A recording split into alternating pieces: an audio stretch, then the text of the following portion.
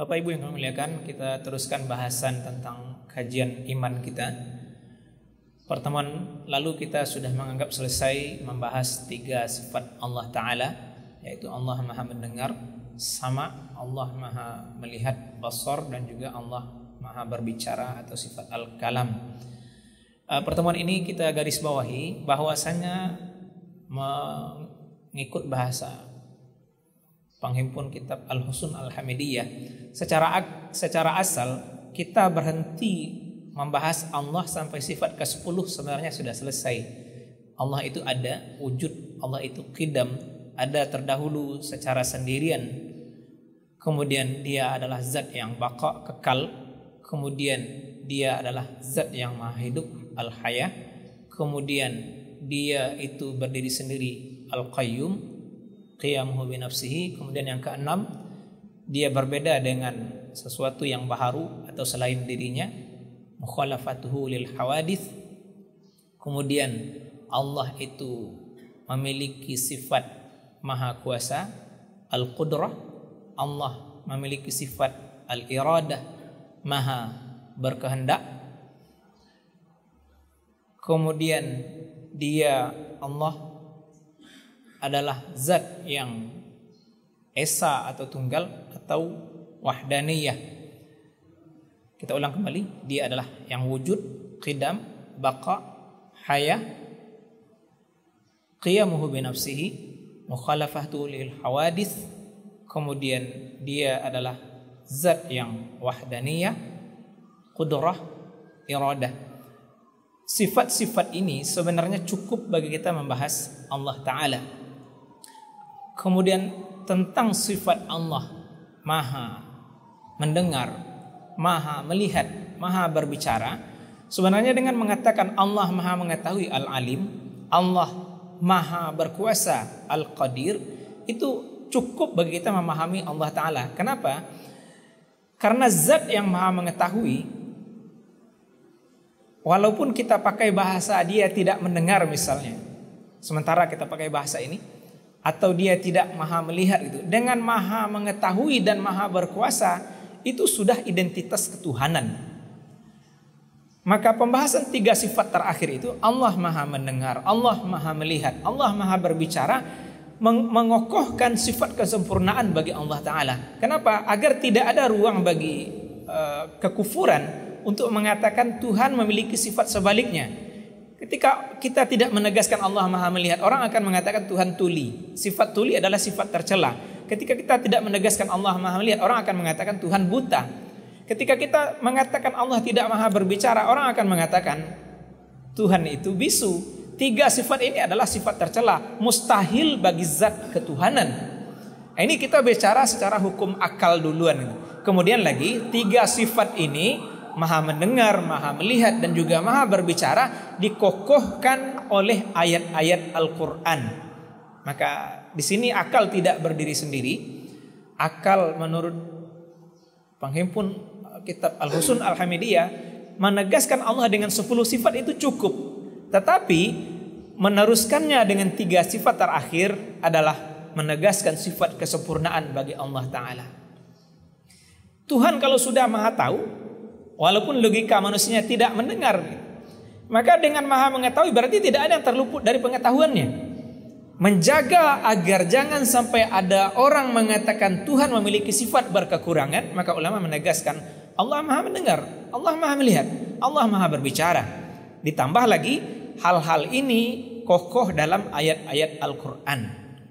Jadi dengan ini secara akal memang Allah maha mendengar, secara akal memang Allah maha melihat, secara akal memang Allah maha berbicara.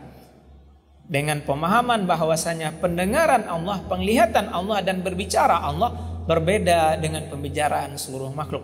3 sifat ini hadir mengokohkan sifat kesempurnaan bagi Allah Ta'ala, agar tidak ada yang menempelkan sifat kekurangan kepada Allah yang maha kuasa. Allah maha suci dari segala sifat kekurangan. Inilah tasbih kita. Kita mengatakan subhanallah, Allah maha suci dari sifat-sifat buruk yang ditempelkan oleh makhluknya. Maka hadirlah pemahaman di sini, Allah maha mendengar, Allah maha melihat, Allah maha berbicara. Dengan ini kita menganggap selesai pembahasan sifat 13. Pertemuan ini, Bapak dan Ibu yang kami muliakan, kita sudah berikan pengantarnya terdahulu. Bagaimana ulama memahami ayat-ayat Quran yang mengesankan Allah serupa dengan makhluk. Di bahasan kita tentang sifat Allah sudah kita tegaskan bahwasanya Allah mukhalafatuhu lil hawadits. Allah berbeda dengan makhluk. Nah, bagaimana menegaskan Allah berbeda dengan makhluk ketika di ayat Quran ada kesan samanya Allah dengan makhluk. Pembahasan sifat fisik Allah yang terkesan dengan bahasa manusia seperti itu. Allah punya wajah, seperti yang kita bahas di ayat-ayat sebelumnya. A'udzubillahi minasyaitonirrajim. Kullu man 'alaiha fan wa yabqa wajhu rabbika dzul jalali wal ikram. Segala sesuatu fana, tidak kekal. Yang kekal adalah wajah Allah yang memiliki keagungan dan kemuliaan. Berarti Allah punya wajah, manusia punya wajah, maka akan ada kesan menyamakan Allah dengan makhluk. Kemudian juga kita dapati ayat Quran, yadullah fawqa aydihim, tangan Allah di atas tangan mereka.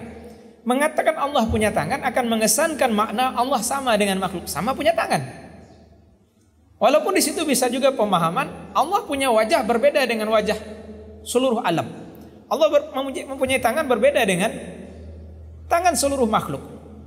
Tetapi pemahaman ini belum aman. Kenapa demikian? Karena akal akan didorong oleh hawa nafsu dan syaitan untuk memikirkan bagaimana wajah Allah, bagaimana tangan Allah Ta'ala. Maka kita kembali ke pertemuan awal, bahwasanya pemahaman yang paling aman dari salafus saleh, dari ulama salaf terdahulu, hal-hal ini tidak dibahas, diserahkan maknanya kepada Allah Ta'ala, ditafwid. Kenapa? Karena membahasnya tidak menghasilkan apapun, tapi menyerahkan hakikat makna kepada Allah Ta'ala, menjadikan jiwa ini tunduk. Maka serahkan makna-makna sifat yang mengesankan Allah sama dengan makhluk itu, punya wajah, punya tangan, menggenggam. Serahkan maknanya kepada Allah Ta'ala. Kenapa? Karena tidak terjangkau oleh kita. Maka tafwid menyerahkan makna karena tidak terjangkau. Makna bahasa kita paham, tapi makna hakiki tidak terjangkau. Kemudian di pertemuan ini kita sudah menyampaikan terdahulu, disinilah lahir yang namanya metode takwil. Apa itu takwil? Mencari makna di balik makna tersurat. Apa makna yang tersembunyi dari makna yang tersurat? Itulah takwil. Kenapa lahir metode takwil? Supaya tidak menyamakan Allah dengan makhluk. Supaya juga apa? Supaya tidak ada kesan ayat Quran saling bertabrakan. Kenapa demikian? Kalau kita hanya mengatakan Allah punya wajah, Allah punya tangan, belum membuka ruang tabrakan itu. Tetapi ketika bertemu dengan ayat yang ditakwil oleh Imam Bukhari rahimahullah, kullu syai'in halikun illa wajhahu, segala sesuatu binasa kecuali wajahnya Allah. Maka akal di situ akan bermain. Kalau segala sesuatu binasa, kita mengatakan Allah punya tangan, mengatakan Allah punya wajah. Mungkin juga termasuk orang mengatakan Allah punya telinga. Kalau orang memakai logika manusiawi kita gitu, karena mata letaknya di wajah di kita, berarti orang akan mengatakan segala sesuatu binasa kecuali wajah Allah. Berarti matanya tidak binasa karena dalam wajah, tapi telinga tidak di wajah. Sehingga di bab wudhu kita kan tahu bahwasanya batas cuci wajah itu atas ke bawah, dari tumbuhnya rambut ke dagu. Horizontal batas telinga kanan ke kiri, berarti telinga tidak masuk kategori wajah. Orang akan mengatakan berarti telinga Tuhan binasa, termasuk tangan Tuhan binasa. Disitulah lahir metode takwil, supaya tidak mengatakan itu. Kenapa? Orang yang mengatakan segala sesuatu binasa kecuali wajah Allah, berarti akan mengatakan tangan Allah binasa. Kecuali mereka menambah masalah baru, mengatakan tangan Allah menempel di wajah Allah, maka tidak binasa pula. Dan itu jelas sesuatu yang tidak ada dalilnya. Maka Bapak dan Ibu, ulama mentakwil. Apa takwil? Mencari makna di balik itu, supaya tidak mengatakan tangan Allah binasa. Maka lahirlah metode takwil. Bahkan Imam Bukhari sendiri, ulama sepakat tentang luar biasanya beliau menghimpun hadis sahih Nabi SAW, sehingga kitab yang paling sahih di bawah Al-Quran adalah Sahih Bukhari. Itu sepakat kaum muslimin. Beliau mentakwil kullu syai'in halikun illa wajahahu, artinya adalah illa mulkahu. Segala sesuatu binasa kecuali kekuasaannya Allah. Maka di situ lahir pemahaman, kalau kekuasaan Allah tidak binasa, tidak mungkin yang punya kuasa binasa. Kenapa? Kekuasaannya tidak binasa. Penghancuran alam semesta justru membuktikan kekuasaan Allah Ta'ala. Itu takwil, mencari makna di balik yang tersurat. Kemudian sebagian orang mencela metode takwil dan menisbahkan bahwasanya yang pertama mentakwil adalah Mu'tazilah. Padahal takwil ini sudah disampaikan sendiri oleh Nabi SAW dan itu membuka ruang kebenarannya.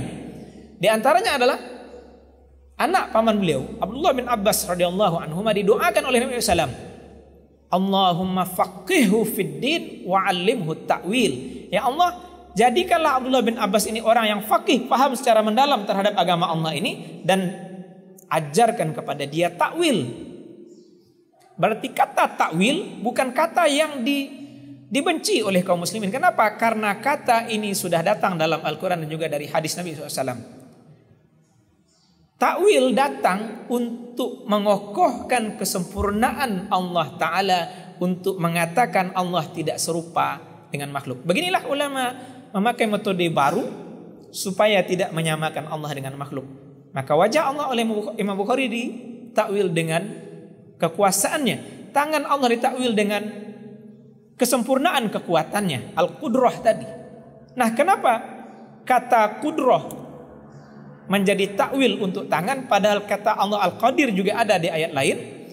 Karena kita kembali bahwasanya dalam pemahaman manusia, kalau kita mengkaji zat manusia saja, orang tidak punya wajah, orang tidak mendengar, orang tidak melihat, orang tidak punya tangan, kita mengatakan dia orang cacat, supaya jangan ada kesan tuduhan bahwasanya Tuhan cacat.